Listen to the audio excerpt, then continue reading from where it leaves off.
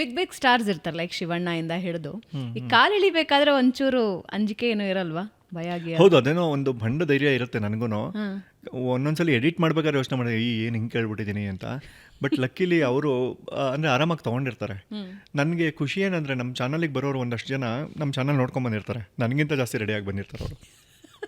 ಬಾರ ನೀನಾ ನಾನು ನೋಡೋಣ ಅಂತ. ಆಮೇಲೆ ಒಂದು ನಂಬಿಕೆ ಇರುತ್ತೆ ಇವನು ಕಾಂಟ್ರವರ್ಸಿ ಮಾಡಲ್ಲ ಅಂತ. ನನ್ನ ಚಾನಲಲ್ಲಿ ಇಲ್ಲಿವರೆಗೂ ಕಾಂಟ್ರವರ್ಸಿ ಯಾರಿಗೂ ಮಾಡಿಲ್ಲ ನಾನು. ಈಗ ನೀವು ನಂದೇ ಹುಡುಕಿದ್ರೆ ಕರೆಕ್ಟಾಗಿ ರಿಸರ್ಚ್ ಮಾಡಿದ್ರೆ ಒಂದು 200 ಸಿಗ್ಬೋದೇನೋ ಕಾಂಟ್ರವರ್ಸಿ. ಬಟ್ ಯಾರ್ದು ಅಂದರೆ ನಿಮ್ಮ ಪರ್ಸ್ನಲ್ ಆಗಲಿ ನನ್ನ ಪರ್ಸ್ನಲ್ ಆಗಲಿ ಅದು ಮಜವಾಗಿ ಏನಾದರೂ ಇರೋ ವಿಚಾರಗಳನ್ನು ಮಾತ್ರ ಮಾತಾಡಿಸ್ತೀನಿ. ಕಾಂಟ್ರವರ್ಸಿ ಮಾಡಬೇಕು ಅಂದರೆ ಎಲ್ಲರದ್ದು ಮಾಡಬಹುದು. ತುಂಬ ಇಂಟರ್ವ್ಯೂಗಳಲ್ಲಿ ಗೆಸ್ಟ್ಗಳು ಅವ್ರಿಗೆ ಗೊತ್ತಿಲ್ಲದೆ ಏನೇನೋ ಮಾತಾಡಿರೋದು ನಾನೇ ಇದು ಬೇಡ ಯಾಕೆ ಹೊಡಿಸ್ಕೋತೀರಾ ಅಂತ ಡಿಲೀಟ್ ಮಾಡಿರೋದಿದೆ. ಸೊ ಆ ಧೈರ್ಯ ಅವ್ರಿಗೆ ಕೊಟ್ಟಾಗ ಆರಾಮಾಗಿ ಮಾತಾಡ್ತಾರೆ. ಮಜಾ ಮಾಡಬೇಕು ಅಂತಲೇ ಬಂದಾಗ ಆಗಲಿ ಮಜಾ ಅಲ್ವಾ.